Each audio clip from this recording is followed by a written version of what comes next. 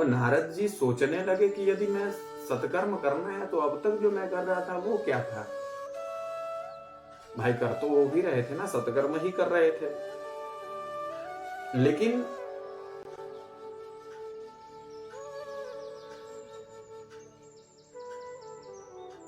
नारद जी सत्कर्म के विषय में तो जानते नहीं कि सत्कर्म क्या है। यदि उन्हें पता होता तो वो तुरंत ही उस सत्कर्म को पूर्ण करके और ज्ञान वैराग्य के वृद्धापन को दूर कर देते।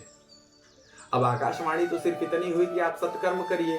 अब वो सोचे संत महात्माओं के पास जाएं कि सत्कर्म का अर्थ बता पाएंगे, तो कुछ तो संत महात्मा सिर्फ ये सुन करके डर जाते थे कि नारद जी आ रहे हैं कुछ पूछने के लिए। आधे तो ऐसे बोलते थे कि ना ना ना बता देना, मैं हूं ही नहीं, मैं नहीं हूं, आश्रम में ही नहीं हूं। अच्छा, नारद जी पहुंचे, अरे नहीं गुरु जी आश्रम में नहीं है। ठीक है, थोड़ी देर आगे गए, किसी और संत के पास गए, क्या हुआ, नारद जी पूछने आ रहे हैं। अब आप बताओ, एक डॉक्टर किसी कंपाउंडर से किसी दवा के बारे में पूछने जाए तो क्या वो कंपाउंडर जानते हुए भी बता पाएगा? उसके मन में डर, क्योंकि वो तो डॉक्टर है, एमबीबीएस है, और वो हमसे पूछ रहा है। यही भाव उन संतजनों का भी था।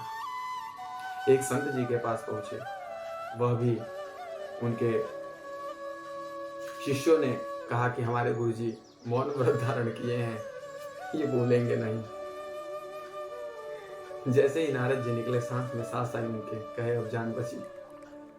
अब नारद जी सोचे कि अब इसका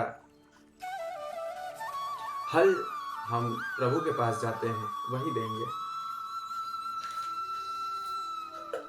जैसे ही वो पढ़ने लगे और बद्री विशाल तक पहुंचे तो बद्री विशाल में सनत सनंदन सनातन सनत कुमार चारों भैया लोग मिल गए, और वही चारों भैया मिलकर के इनके चिंता का कारण पूछे हैं। वो अपने चिंता का कारण बताए हैं कि इसी कारण से मैं चिंतित हूँ, और इसीलिए मैं वहां से वृंदावन से भागते हुए नारायण के पास जा रहा था, अपने प्रभु के पास जा रहा था।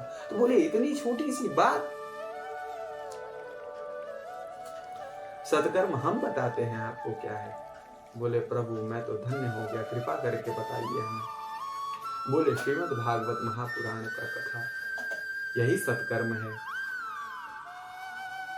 बोले श्रीमद् भागवत कथा, ये तो वेदों से ही निकल करके बनी हुई है, पुराणों से ही निकल करके।